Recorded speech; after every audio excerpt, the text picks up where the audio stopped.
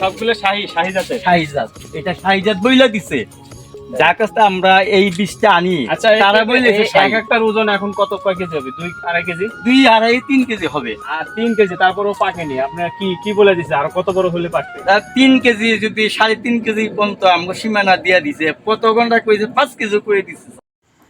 আসসালামু আলাইকুম। Tanvir agro YouTube চ্যানেলের নতুন এই এপিসোডে আপনাদের জানাচ্ছি আন্তরিক অভিনন্দন। আমরা রওনা করেছি বিরুলিয়া ইউনিয়নের সাদাপুর গ্রামের সফল চাষী রাজা মিয়ার সুখ দুঃখ এবং সফলতার গল্প শুনতে। যেতে যেতে চোখে পড়ল সাদাপুর গ্রামের মনোরম সেই ফুল ফসলে ভরা মনোরম প্রাকৃতিক দৃশ্য। রাজধানী ঢাকা শহর থেকে 20 কিলোমিটার পশ্চিমে বয়ে যাওয়া তুরাগ নদীর কূল ঘেঁষেই গড়ে ওঠা এই বিরুলিয়া ইউনিয়নের সাদাপুর গ্রাম। গ্রাম নয় যেন ফুল ফসলের সাম্রাজ্য। চলুন দেখে আসি সাদাপুর গ্রামের সফল চাষী রাজা মিয়ার সফলতার চিত্র। তার আগে একটি কথা বলে নিতে চাচ্ছি, যারা আমার এই চ্যানেলটি নতুন দেখছেন তারা অবশ্যই চ্যানেলটিতে একটি লাইক, কমেন্ট এবং সাবস্ক্রাইব করে বেল বাটন বাজিয়ে রাখুন।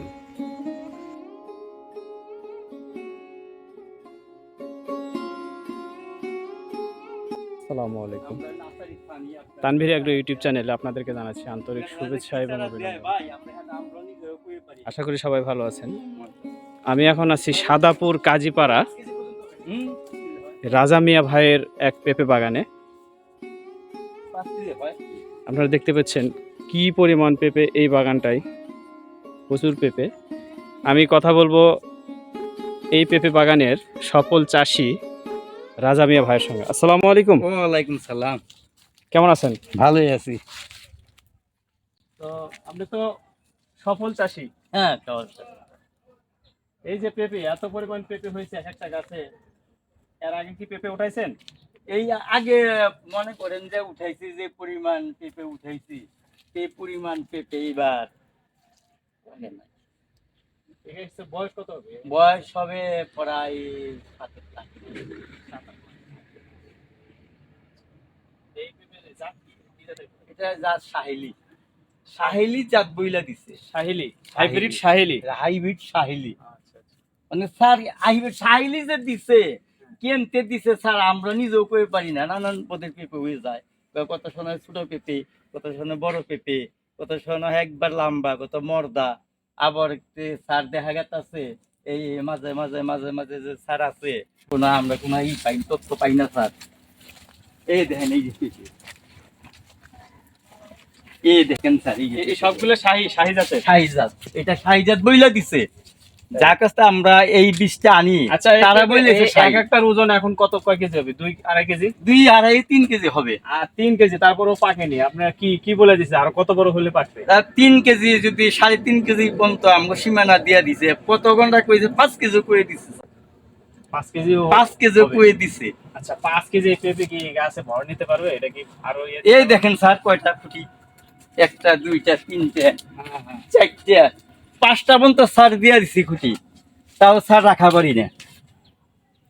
আচ্ছা রাজা মিয়া ভাই, আপনি এই পেঁপে চাষের উদ্যোগটা কিভাবে হলেন? উদ্যোগটা মনে করেন যে আমরা প্রথম 7-8 বছর আগে এক জায়গায় যাই, ওরাই উত্তর, ওই যে উত্তরে কাইলাপুর যাই, যেখানে আমরা যাই গিয়া দেখি একজনের চাষি, এই মতন চাষি আপনার বাগান হতে কি উদ্যোগ নিলাম কি ভাই আমরা কিভাবে এটা চাষ করতে পারি। সে বললো যে আপনি আমাকে চারা নেন। ঠিক আছে, কত করে? 10 টাকা পিস। 10 টাকা পিস? 10 টাকা পিস। এই বইলা দিল। দেওয়ার পরে প্রথম বললাম মতনই আমরা এক খেতে থেনে পাখিতে আপনার মনে করেন যে 1 লক্ষ টাকা বেচা কিনি। এক পাখি জায়গা আমরা বুনি, বোনার পরে 1 লক্ষ টাকা বেচা কিনে হয়। 1 লক্ষ। এই যে বাগানটা দেখেন, এই বাগানটা কয় পাখি হবে? এটা ওটা মিলা এটা মনে করেন যে ওটা হইব পরে আধা পাখি, এইটা হইব 1 পাখি। এক পাখি মোট মাঠ আপনার কি বিঘা হইব 50 শতাংশ জায়গা হবে। 50 শতক। আচ্ছা, 50 শতক জায়গায় আপনার একটা হিসাব আছে না যে 50 শতক জায়গায় কত টাকা ইনভেস্ট করছেন এই চারাগুলো লাগাইতে সার? সার বিষয়ে সার বহুত যায়, মনে করেন যে কমের পক্ষে 50-60 হাজার টাকা লাগবে। 50 থেকে 60,000। হুম। 50 থেকে 60,000 টাকা আপনি বিনিয়োগ করেছেন। এর মধ্যে কি আপনি পেঁপে বিক্রি করছেন না করেন? নাই যে হপাই বিক্রি হয়েছে। ফার্স্ট বিক্রি হয়েছে? হ্যাঁ, এই যে হপাই কত টাকা বিক্রি করছেন? প্রায় 50 হবে। 50,000। 50,000 হবে। আচ্ছা, 50,000 টাকার পেঁপে বিক্রি হয়েছে। হ্যাঁ, আরো পেঁপে বিক্রি হবে বিক্রি হবে ইনশাআল্লাহ। ইনশাআল্লাহ। প্রায় 1.5 লক্ষ টাকা সার হবে। না, আরো বেশি হবে, আরো বেশি আর হবে। বেশি যেগুলো হইতে পারে। এক এক টাকা আছে তো আমার মনে হচ্ছে এখানে কত কেজি? 20 কেজি হবে না? না স্যার, বেশি হবে, বেশি? বেশি হবে। এক একটা গাছে দেখাও 20 কেজিরও বেশি পেঁপে, এবং বেশি। এটা উন্নত শাহী জাতের, হাইব্রিড জাতের পেঁপে। উন্নত হবে। হ্যাঁ, উন্নত জাতের পেঁপে। পুরুষ গাছ লাগে না এই পেঁপে? হ্যাঁ হ্যাঁ, এই যে পুরুষ গাছ। আচ্ছা, পুরুষ গাছ আছে তো, আছে না আমার লাগে আছে পুরুষ গাছ। আমরা কাইটা ফালাই দেই আপনার, এই যে এই যে আমরা রাখি কিছু কিছু সঙ্গে রাখি। এই যে পুরুষ গাছ, পুরুষ গাছ থাকতে হবে, থাকে। পরাগায়নের ব্যাপার সেটা আছে। এটা পুরুষ আছে স্যার, আরো আছে ওই যে একটা তুই আর ওটা আমি ধরবো না। দর্শক, আমরা আছি সাদাপুর কাজীপাড়ায়। চাষি, সফল চাষি রাজা মিয়া ভাইয়ের সঙ্গে কথা বললাম এবং ওনার বাগানটা ঘুরে দেখলাম। আপনারা এইভাবে পেঁপে চাষ করে সফল হতে চাইলে অবশ্যই ইনাদের সঙ্গে যোগাযোগ করবেন, ইনাদের সুখ দুঃখ বলবে। অবশ্যই পেঁপেতে লাভ লস দুটোই আছে। না স্যার, লাভ হয়, লাভ আছে, পেঁপেতে লাভ বেশি। বহুত টাকা হয়। কারণ পেঁপেতে লাভ বেশি, এই জন্য এই একটা গাছ আপনি রোপণ করার পরে এখান থেকে 2বার পেঁপে পাওয়া যাবে নাকি? হ্যাঁ, এইটা আপনার এই এক যদি 2বার হয় না, একবারই স্যার, একবারই হয়। একবারই হয়।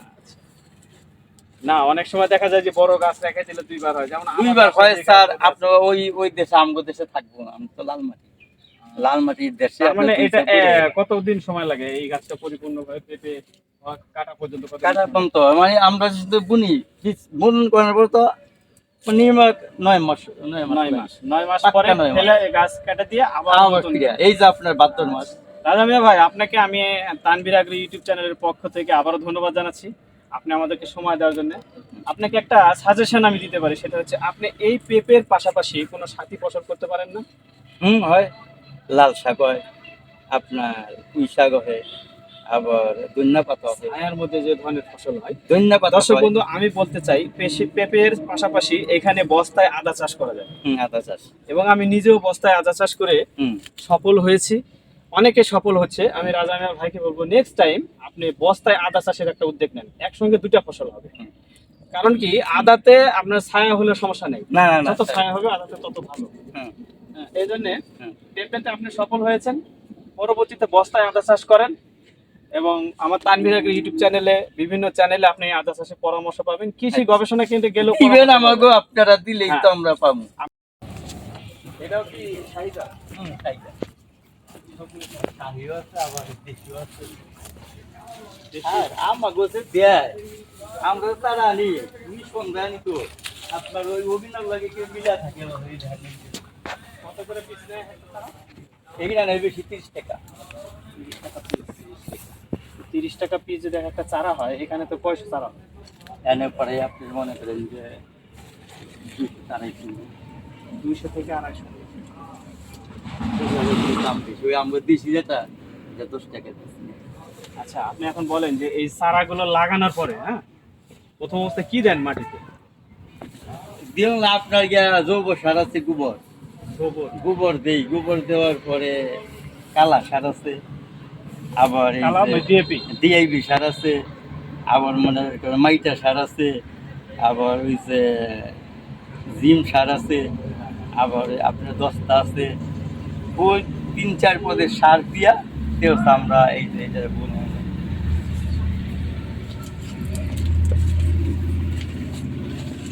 প্রচুর পেঁপে। আপনাদের আরো বাগান আছে না ভাই? হ্যাঁ, আরো কি বাগান আছে? বাগান ভাই কেমতে করুন কোন? আপনার তো এই বাঁশের দাম, এই ক্ষেত্রে ওদের বাঁশ লাগবে কমের 20,000 টাকা বাঁশ লাগে, 20,000 টাকা বাঁশ লাগে। বাঁশের প্রচুর দাম। এই যে প্রচুর দাম, একটা বাঁশের দাম 120 টাকা করে আনবে একটা বাঁশ। একটা বাঁশ। কেমতে স্যার করুন কোন আমাকে তো কোনো প্রশিক্ষণে কিছু দেয় না, কি করবো কৃষক ছোট হইয়া পয়সা থেকে কোনো মতো পয়সা থেকে স্যার আসলে সরকারি ভাবে যদি কোনো আপনাদের আর কিছু দিত অনুদান দিত, সেক্ষেত্রে আপনারা দেখ আগো স্যার জানেন জাগো ওই যে খেত না করে তারা পায় স্যার আমরা পাই না। কিছু যদি আমাকে সরকারে কিছু চাইতো কৃষকরে তাহলে আমরা পয়সা যেতাম না স্যার।